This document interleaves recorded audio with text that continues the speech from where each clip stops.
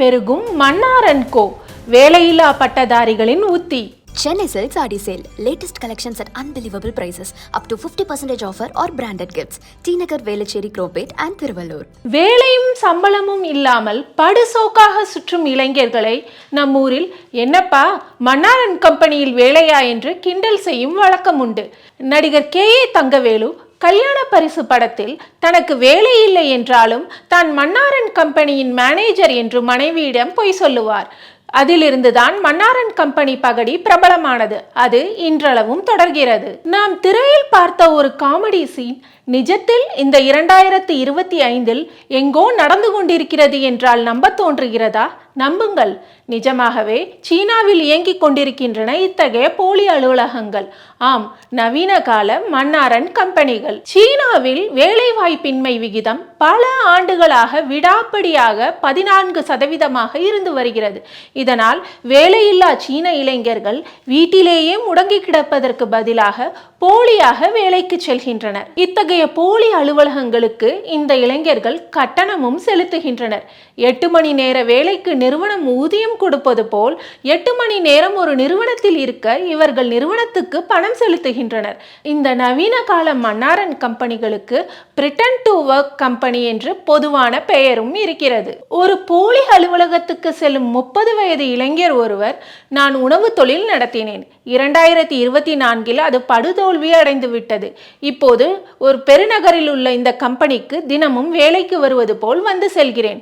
இதற்காக நாள் ஒன்றுக்கு 30 யுவான் தருகிறேன் என்கிறார். இவரை போல இன்னும் 5 பேர் இந்த கம்பெனிக்கு வந்து செல்கின்றனர். இது போன்ற போலி அலுவலகங்கள் சீனாவின் sanction, Shanghai, Nanjing, Chengdu, Kunming உள்ளிட்ட நகரங்களில் பெருகி கிடக்கின்றன. இத்தகைய அலுவலகங்களில் கணினிகள், இணைய சேவை, அலுவல் ஆலோசனை அறை, தேநீர் அணை என எல்லாமே இருக்கின்றன. சில நிறுவனங்கள் அங்கே வருபவர்களுக்கு உணவு, ஸ்நாக்ஸ், தேநீர் போன்ற பானங்களையும் தருகின்றன. இந்த அலுவலகங்களுக்கு வரும் வேலையில்லா இளைஞர்கள் 8 மணி நேரத்தையும் வேலை தேடுவதற்கு செலவிடலாம். இல்லை, ஏதேனும் ஸ்டார்ட் அப் பற்றி அங்கே ஆலோசிக்கலாம். பெருகி வரும் இந்த போலி அலுவலகங்கள் பற்றி சீன பொருளாதாரம் பற்றி நன்கறிந்த பேராசிரியர் ஒருவர் கூறும்போது, வேலை செய்வது போல் காட்டிக்கொள்வது இப்போதெல்லாம் சர்வசாதாரணமாகிவிட்டது.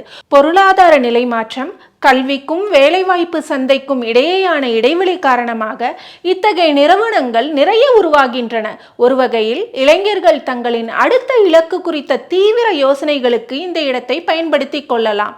ஆனால் இது ஓர் இடைக்கால தீர்வாக மட்டுமே இருக்கலாம் என்கிறார். இத்தகைய போலி அலுவலகத்துக்கு வந்து செல்லும் சீன இளைஞர் ஒருவர், நான் இந்த நிறுவனத்துக்கு கடந்த 4 மாதங்களாக வந்து செல்கிறேன்.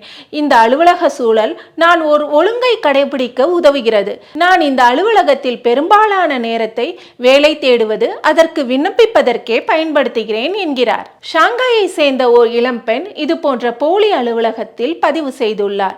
அவர் சார்ந்த பல்கலைக்கழகம் அங்கு படிப்பை முடித்த மாணவர்கள் ஓராண்டுக்குள் வேலை அல்லது இன்டர்ன்ஷிப் பெற்றதற்கான சான்றிதழை கொடுக்காவிட்டால் பட்டம் வழங்காது என்பதால் அவர் இந்த அலுவலகத்தில் சேர்ந்துள்ளார். இந்த நிறுவனத்துக்கு கட்டணம் செலுத்த அவர் ஆன்லைன் நாவல்களை எழுதும் பணியை செய்கிறார். சீனாவின் போலி அலுவலகங்கள் பற்றி நிபுணர்கள் கூறும்போது, இத்தகைய போலி அலுவலகங்கள் வேலைவாய்ப்பின்மை மீது சீனாவின் பெருகி வரும் விரக்தி, சக்தியின்மையையே காட்டுகிறது என்கின்றனர்.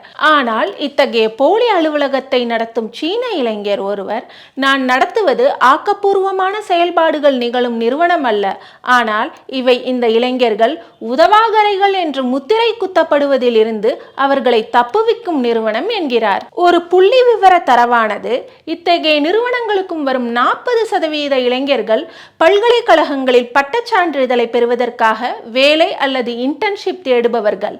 எஞ்சிய 60% பேர் சுயாதீன வேலையாட்கள். இவர்களின் வயது பெரும்பாலும் 25 இருந்து 30க்குள் இருக்கிறது என்று தெரிகிறது. ஒரு போலி அலுவலகத்தின் தலைவர் கூறும்போது, நான் வேலையில்லாதவர்களுக்கு அவர்கள் தேடும் கௌரவத்தை விற்பனை செய்கிறேன். இந்த அலுவலகம் போலியானது, ஆனால் இது நிறைய பேருக்கு ஒரு தொடக்க புள்ளியாக அமைந்திருக்கிறது என்கிறார். சீனாவில் பெருகி வரும் வேலைவாய்ப்பின்மையால் அங்கே சில இளைஞர்கள் தங்களது தகுதிக்கு குறைவான அல்லது குறைவான சம்பளத்துக்கு வேலை செய்கின்றனர். இன்னும் சிலர் தங்கள் பெற்றோரின் ஓய்வூதியத்தில் வாழ்ந்து கொண்டு வயதான பெற்றோருக்கு சேவை செய்வதையே முழு நேர வேலையாக்கி கொண்டுள்ளனர்.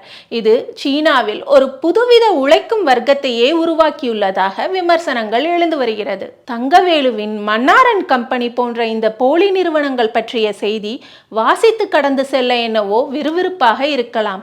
ஆனால் இது தாங்கி நிற்கும் சிக்கல்கள் சீனாவில் மட்டுமல்ல, உலகம் முழுவதுமே அலசி ஆராயப்பட வேண்டியது. கல்வி ஒரு சமூகத்தின் தரத்தை உயர்த்தும் என்பதில் மாற்று கருத்து இருக்க முடியாது. ஆனால் கல்விக்கு பின்னர் கிடைக்கும் வேலைவாய்ப்பு தான் பொருளாதாரத்தை வளர்க்கும்.